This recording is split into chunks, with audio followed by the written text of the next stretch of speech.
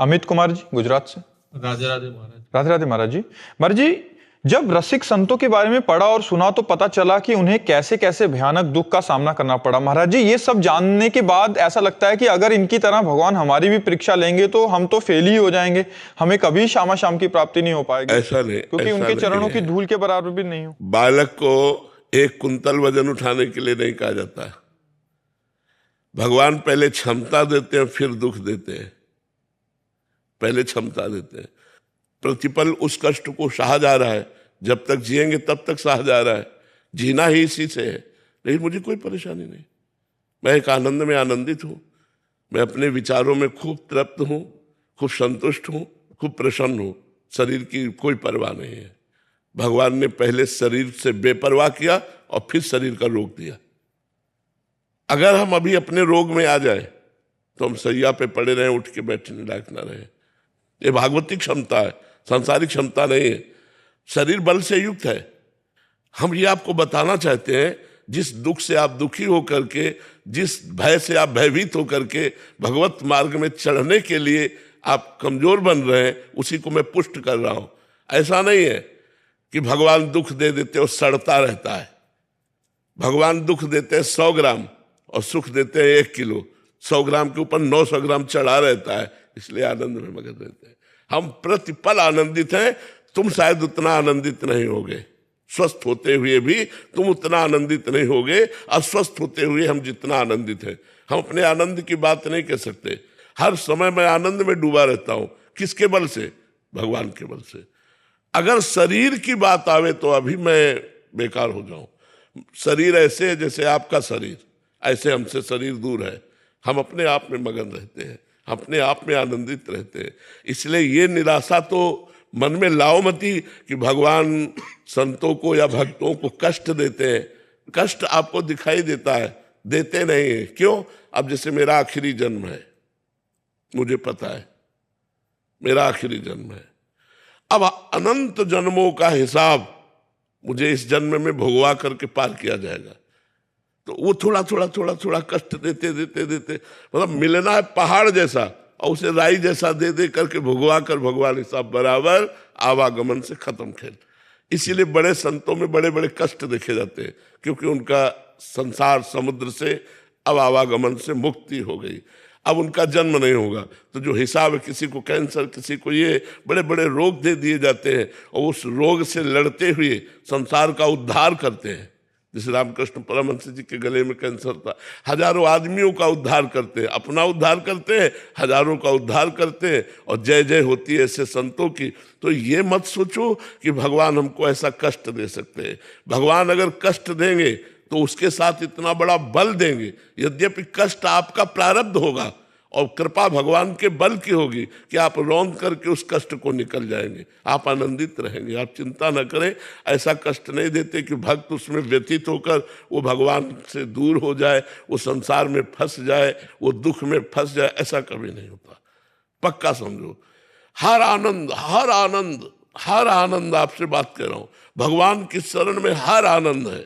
आप कैसे, उसका हम कहाँ तक वर्णन करें। जो प्रतिपल दुलार कर रहे हैं, भगवान जिसको प्यार कर रहे हैं उसको कितना आनंद मिलता होगा। आपको भी प्यार कर रहे हैं, लेकिन आप भगवान के प्यार की तरफ न देखकर संसार के प्यार की तरफ देखते हैं, इसलिए आप हमारे भगवान के प्यार को नहीं देख पा रहे हैं। और जब मेरे तो गिरधर गोपाल दूसरों न कोई, तो सीधे भगवान पे दृष्टि होती है और फिर उनके प्यार का अनुभव होता है। तो आप ऐसा डरिए मत। विपुल शिंदे जी, नासिक से। राधे राधे महाराज जी। महाराज जी, आपके चरणों में कोटि कोटि प्रणाम। महाराज जी, स्वरूप अनुसंधान प्राप्त होने के लिए क्या करें? विवेक। स्वरूपानुसंधान विवेक के द्वारा होता है, और वो विवेक सदगुरु संत का आश्रय लेने से होता है। बिन सत्संग विवेक न होई। बिना साधु संग के, बिना आत्मबोध प्राप्त महापुरुष के विवेक का जागरण नहीं होता। विवेक वही जो सत असत का निर्णय कर सके। सत ब्रह्म, असत माया। उमा कहूँ मैं अनुभव अपना, सत हरि भजन जगत सब सपना। जब विवेक जागृत होगा तो जगत स्वाप्निक लगने लगेगा। जैसे स्वप्न के पदार्थ जगने पर झूठे नजर आते हैं, स्वप्न में नहीं, ऐसे विवेक हो जाने पर जगत की जितनी मान प्रतिष्ठा वाहवाही सुख सामग्री भोग सामग्री ये सब मिथ्या नजर आने लगती है। स्वरूपानुसंधान के लिए सबसे पहली आवश्यकता है सत असत का ज्ञान, विवेक, वो साधु संग से प्राप्त होता है। दूसरा, समस्त भोगों से वैराग्य, लोक परलोक के समस्त भोगों से वैराग्य। क्योंकि जब तक हम शरीर भाव में रहेंगे तब तक मन और इंद्रियों की गुलामी के कारण जो मन इंद्रियां कहेंगी उन भोगों को हम भोगते रहेंगे, और जब तक हम भोग भोगते रहेंगे तब तक कर्ता और भोगता रहेंगे, स्वरूपानुसंधान नहीं हो सकता। स्वरूपानुसंधान के लिए इंद्रिय और मन का व्यापार बंद करना होगा। तपस्या और भजन के बल से विवेक के द्वारा जाने हुए सत्य में स्थित होना पड़ेगा और असत का त्याग करना पड़ेगा। इसे कहते हैं लोक और परलोक के भोगों का वैराग्य। तीसरा, षट संपत्ति। पहला, शम, इंद्रियों का भोगों से हटाना। दम, मन का अपने वश में करना। उपरति, भोगों के समीप रहने पर भी भोगने की इच्छा ना होना। तितिक्षा, सर्दी गर्मी बरसात लाभ हानि सुख दुख मान अपमान सबको सहने की सामर्थ्य होना। श्रद्धा, गुरु और संतों के वाक्यों को यथावत विश्वास पूर्वक स्वीकार कर लेना। मुमुक्षुता, मैं मुक्त होना चाहता हूं। ये जब तक बातें नहीं होंगी तब तक स्वरूपानुसंधान नहीं होगा। किसका प्रश्न है? तो स्वरूपानुसंधान के लिए ये 4 बातें और 6 संपत्ति ये होना अत्यंत आवश्यक है। तब वो अपने स्थूल सूक्ष्म और कारण तीनों देहों का राग त्याग करके अपने स्वरूप में स्थित होता है, जो स्वरूप चिदानंदमय है। जहां स्वरूप में स्थित हुआ परमानंद का द्वार खुल गया, वो आनंद में उमग करके मुक्त अवस्था को प्राप्त हो जाता है, जिसे जीवन मुक्त कहते हैं, जिसे जीवन मुक्ति कहते हैं। आयुषी जी, राधे राधे महाराज जी। महाराज जी, आप कहते हैं कि परमात्मा से जुड़ने से जीवन की बाधा का हल मिल जाता है, लेकिन अक्सर मेरे मन में ये सवाल उठता है कि क्या परमात्मा से जुड़ने से पहले खुद से जुड़ने की जरूरी नहीं है? जब तक हम खुद से नहीं जुड़ेंगे या अपने आप को नहीं जान पाएंगे, हम सबसे ऊपर एक शक्ति को कैसे महसूस कर सकते हैं? मम दर्शन फल परम अनुपा जीव पाव निज सहज स्वरूपा। भगवान का दर्शन होते ही स्वरूप का अनुभव हो जाता है। स्वरूपानुसंधान करना है तो इस प्रश्न का उत्तर हुआ, ऐसे करो। और अगर सहज में जीना है और सहज में प्रभु को प्राप्त करना है और सहज में अपने आप को जानना है तो राधा राधा नाम जप करो, गंदे भोगों का त्याग करो और भगवान से प्रार्थना करो। तो स्वयं जानई जेहि देह जनाई और जानत तुम्हें तुम्हें हो जाई, वो खुद भगवत स्वरूप हो जाता है। ब्रह्मविद ब्रह्म ही भवति, जो ब्रह्म को जान लेता है वो अपने ब्रह्म स्वरूप में स्थित हो जाता है। तो चाहे भगवान के दर्शन की लालसा करो, चाहे स्वरूपानुसंधान करो, बात एक ही है। तत्वबोध और भगवत प्रेम दोनों समान कक्ष की स्थितियां हैं, उसमें कोई अंतर नहीं है। तो चाहे अपने को पहले जानना शुरू करो, तो जो आपने प्रश्न किया उस उत्तर को समझिए। और यदि भक्ति से चलना है तो भगवान की आराधना करो, अपने आप को जान जाओगे, भगवान जना देंगे। भगवान का दर्शन होते ही जीव को निज स्वरूप का अनुभव हो जाता है। मम दर्शन फल परम अनुपा जीव पाव निज सहज स्वरूपा। प्रेमलता जी, मुंबई से। राधे राधे महाराज जी। महाराज जी, हर व्यक्ति अपने पूर्व कर्मों के आधार पर कुछ प्रकृति लेकर पैदा होता है। क्या खराब प्रकृति को पूर्णतः बदलना संभव है? बिल्कुल संभव है। इसी को तो हम बदलने के लिए मनुष्य शरीर प्राप्त किया है। हमारे हजारों जन्मों की वासनाएं हमारे स्वभाव की रचना करती हैं। जैसे जैसे हमने आचरण किए वैसा स्वभाव बनता है। जैसे किसी किसी के आचरणों से ऐसा स्वभाव बन जाता है, क्रूरता, आक्रामक स्वभाव, हिंसक स्वभाव। वो जो हमारे क्रियाएं होती हैं जो हमारी कामनाएं होती है, जो हमारे संकल्प होते हैं, जो हमारी वासनाएं होती है, वो हमारे स्वभाव की रचना करती है। अब यदि हमारे भागवतिक स्वभाव अभी हो जाए तो हमारा जीवन कल्याणमय हो जाए। अब दुर्वासनाओं के कारण हम भागवतिक स्वभाव बनाना चाहते हैं, पर दुर्वासनाएं में बार बार फेल कर देती है, बार बार हमें वासनाओं में गिरा देती हैं। अब हमको खड़ा होना पड़ेगा कमर कस के, मर चाहे जाऊं अधर्म युक्त भोग नहीं भोगूंगा, खड़ा होना पड़ेगा। ये फिसड्डी स्वभाव से नहीं होगा, आज कसम खाई कल तोड़ दिया, ऐसे नहीं परमार्थ में चला जाता। परमार्थ में चला जाता है, आज मैंने नियम लिया है, अब इस नियम का प्राणपण से निर्वाह करूंगा, मर चाहे जाऊं नियम नहीं तोड़ूंगा। ऐसा जिद्दी स्वभाव वाला माया पर विजय प्राप्त करता है। काम क्रोध आदि दोषों पर विजय प्राप्त करना कोई खिलवाड़ नहीं है।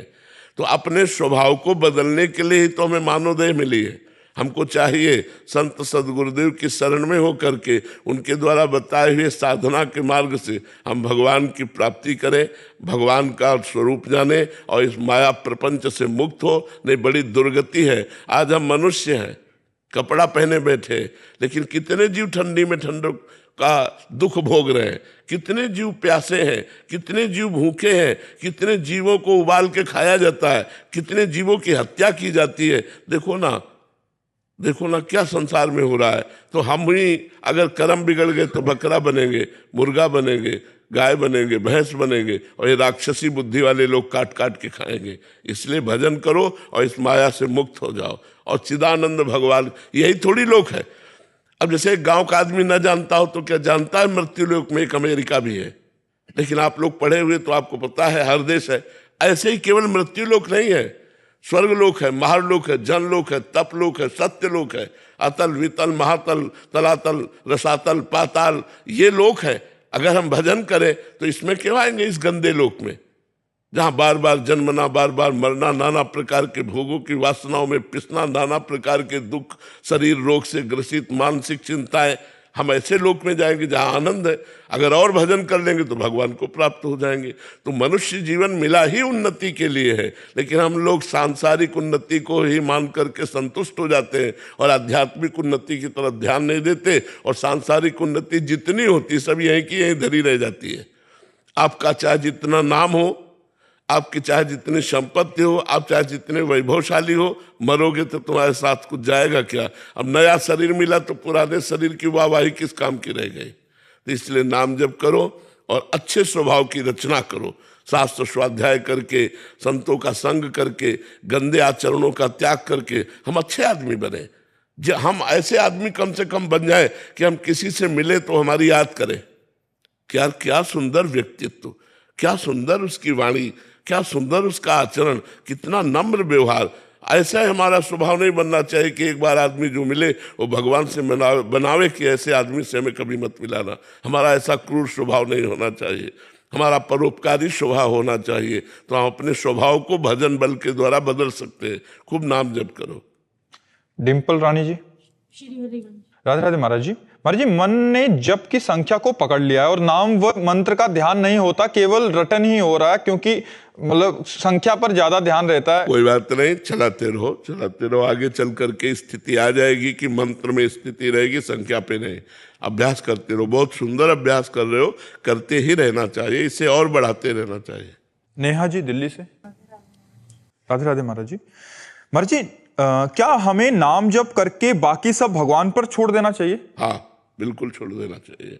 अपने कर्तव्य का पालन करते हुए फल को भगवान के ऊपर छोड़ देना चाहिए और नाम जप करना चाहिए। कर्मण्ये वाधिकारस्ते मा फलेषु कदाचन। भगवान ने कहा कर्म पर तुम्हारा अधिकार है, फल पर नहीं। फल के समय सुख दुखे समय कृत्वा लाभालाभो जया जयो। सुख दुख में समान भाव, लाभ हानि में समान भाव, जय पराजय में समान भाव, और निरंतर नाम जप और कर्म करते हुए कर्म फल को भगवान के चरणों में समर्पित करना, ये सिद्ध महापुरुष का लक्षण है। हम लोग कर्म करके उसकी आशा रखते हैं कि कर्म फल में सफलता प्राप्त हो, लेकिन सफलता और असफलता प्रारब्ध से है। अगर आपका पाप कर्म जोर है तो चाहे जितने पढ़े लिखे हो, डिग्री लिए घूमो, नौकरी नहीं मिलेगी। और आपका पुण्य कर्म जोरदार है तो आप झटके में चले जाएंगे। तो असफलता और सफलता ये प्रारब्ध पर जुड़ी हुई है, कर्म पर हमारा अधिकार है। एक बार प्रारब्ध फेल करेगा, 2 बार फेल करेगा, तीसरी बार तो पार ही हो जाएंगे। इसलिए हमें अपने कर्तव्य कर्म को करते रहना चाहिए। राहुल गुप्ता जी। जय श्री हरिवंश महाराज। राधे राधे महाराज जी। महाराज जी, भक्ति व्यक्तिगत मुक्ति है, सामाजिक जिम्मेदारी भी है? नहीं, भक्ति में सामाजिक जिम्मेदारी नहीं है। भक्ति जब हम व्यक्तिगत करते हैं तो समाज का अपने आप कल्याण होता है। जैसे हम इत्र की शीशी फोड़ दें तो सुगंध अपने आप फैल जाएगी, सुगंध सबको मिल जाएगी। ऐसे ही जब हम काम विजयी होते हैं तो हमारा समाज से व्यभिचार का दोष हट गया। क्रोध विजयी होते तो हम किसी की हिंसा नहीं कर सकते। लोभ विजयी है तो हम किसी की बेईमानी नहीं कर सकते। समाज में मंगल में जो वातावरण है वो एक आदमी पैदा कर सकता है। वो समाज को नहीं सुधार रहा, वो अपने को सुधार रहा है, लेकिन अपने सुधार से ही समाज का बहुत बड़ा मंगल हो रहा है। अगर समाज में एक आदमी दुष्ट हो तो समाज का अपने आप हानि होने लगती है। और अगर एक साधु हो, एरिया में एक साधु हो, तो वो एरिया पवित्र हो जाती है, वो प्रांत पवित्र हो जाता है। तो इसलिए पहली जिम्मेवारी हमें भक्ति को समेटना। अगर हम अपनी भक्ति को हृदय में समेट करके उजागर कर दिया तो 17 लोकांता रहती, उससे लोक का लोक खुद तर जाता है। जैसे आप दर्शन कर रहे हो तो दर्शन से पाप नष्ट हो रहे, संत दर्श जिम पातक तरई, वचन सुन रहे हो, इससे ज्ञान प्राप्त हो रहा है। तो वो जो महापुरुष भगवान की भक्ति में लगा है वो जगत कल्याण की भावना नहीं करता, लेकिन जगत कल्याण स्वयं होता है, स्वयं होता है। जैसे पुष्प में सुगंध आ जाए तो एरिया में सुगंध स्वयं फैल जाती है, ऐसे अगर हम भगवत प्राप्त हो गए तो जगत कल्याण अपने आप होने लगता है। जगत की जिम्मेवारी नहीं होती, भगवान की जिम्मेवारी जगत की है, और भगत की जिम्मेवारी भगवान का स्मरण करना है, भगवान का चिंतन करना है, भगवान को रिझाना है। और इसी बात से जगत का कल्याण होता है, क्योंकि उसका नशा है। वो भगवान का यश गाएगा, भगवान का नाम कीर्तन करेगा, भगवान में तो कहीं भिक्षा पाएगा, जिसका अन्न पाएगा उसका मंगल कर देगा। जिस पर उसकी दृष्टि गई या उस पर जिसकी दृष्टि गई उसका मंगल कर देगा, वो मंगल स्वरूप हो जाता है। तो समाज का अपने आप उससे कल्याण होता है। और जो समाज का कल्याण करने चलते हो अपना कल्याण नहीं करते, उनसे समाज की हानि नहीं होती है, मंगल नहीं होता। क्योंकि वो काम विजयी नहीं होते, क्रोध विजयी नहीं होते। जहाँ समाज का संसर्ग हुआ था वो भ्रष्ट हो गए तो उनको भी ले गए और आप भी गए। आप गए और घालई जो कहो सत मार्ग प्रतिपालई। इसलिए बहुत सावधान रहना चाहिए। पहले अपना कल्याण करो, पहले खुद भगवत प्राप्त हो, पहले खुद काम क्रोध विजयी हो, तब जगत का कल्याण अपने आप होने लगेगा। अपना कल्याण करो पहले, जग का कल्याण स्वयं होगा, स्वयं होगा, उसमें कोई करने की जरूरत नहीं पड़ती। चांदनी जी हैदराबाद से। राधे राधे महाराज जी। महाराज जी, कई बार नाम छूट जाता है और कोई दुविधा या कठिनाई आने पर ही नाम स्मरण आता है, तब मन में ये गलानी होती है कि भगवत प्राप्ति कराने वाले नाम को हम सांसारिक स्वार्थ हेतु खर्च कर रहे हैं, ये जानते हुए कि हम अपने और अपनों की कामनाओं खर्च की तरफ तो नहीं आपको सावधान करते। भगवान का नाम खर्चा ही नहीं होता है। एक बार राधा कहा तो एक बार राधा की कीमत पूरा संसार नहीं है। एक राधा नाम की कीमत पूरा संसार नहीं। एक प्रसंग आता है, 2 भाई थे, एक का नाम था कर्मचंद, एक का नाम धर्मचंद। जो धर्मचंद थे वो बड़े थे, कर्मचंद छोटे थे। नाम महिमा में आता है। धर्मचंद बचपन से भगवान का नाम जप करते थे, अच्छे आचरण करते थे और उन्हें संत जन प्राण प्यारे लगते थे। अगर कहीं भी संत दिखाई दे तो उनके चरण छू के मना के अपने घर लाना, उनका चरणामृत उतारना, आरती करना, उनको भोजन पवाना। और जो कर्मचंद छोटा भाई था उसका स्वभाव संतों को देखते ही गालियां देने लगना। संतों से बड़ी जलन थी और वो शराब पीता, गंदे आचरण करता, बिल्कुल विपरीत। बड़े भाई को बड़ा दुख होता कि एक ही माँ के गर्भ से उत्पन्न हुए और ये हमारा छोटा भाई इतने दुष्ट स्वभाव का, इतना पापाचरण करता है, क्या इसका कभी कल्याण होगा? मन में सोचती।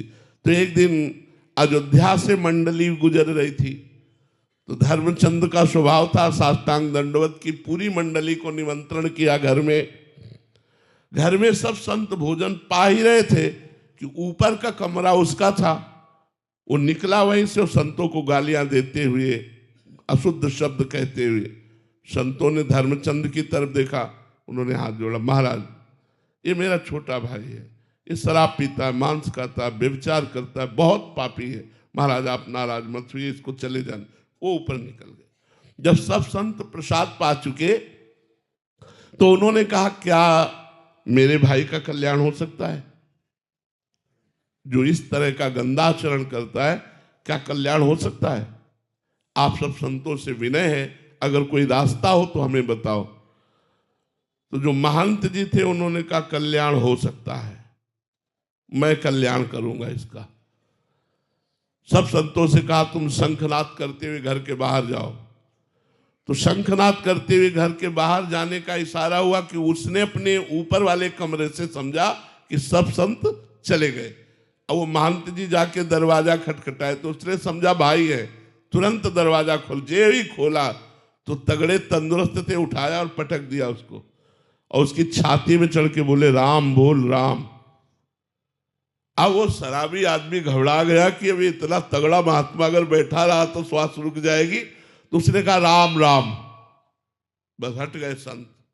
बोले, जा, ये तेरा कल्याण करेगा और मेरे प्रताप से तुझे ये स्मृति रहेगी कि तू कभी इस नाम को बेचना मत, इसकी कीमत मत लेना। थोड़े दिन में उसको कैंसर हुआ और वो मर गया। तो यमराज के दूत यमपुरी में ले गए। न्यायाधीश यमराज है। यमराज ने उसका खाता खोला, सब गंदा। एक संत के द्वारा 2 बार राम राम नाम कहाया गया, ये खाते में पॉइंट मिला। अब वो यमराज की खोपड़ी चकरा गई कि 2 बार राम राम का फल इसे क्या दे। उसी जीवात्मा को बुलाया और कहा, बोलो तुमने 2 बार जीवन में राम राम बोला, इसका फल क्या चाहते हो? तो उनका, आप पहले फल तो बताओ इसका क्या होता है।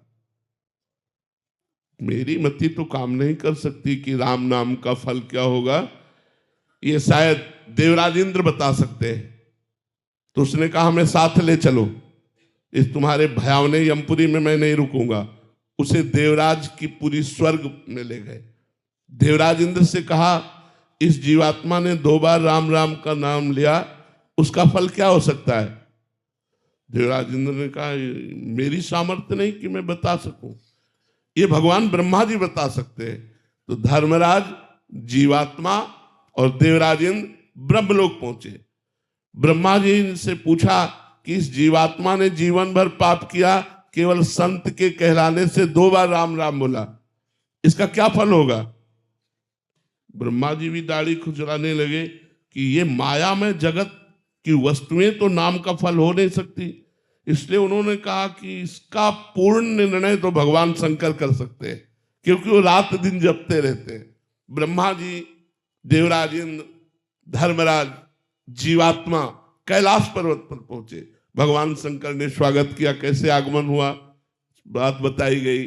भगवान शंकर ने कहा, देखो राम नाम की महिमा तो हम कुछ जानते हैं, वो भी कुछ, पूरी वो भी नहीं। राम नाम का फल क्या होगा ये हम नहीं बता सकते।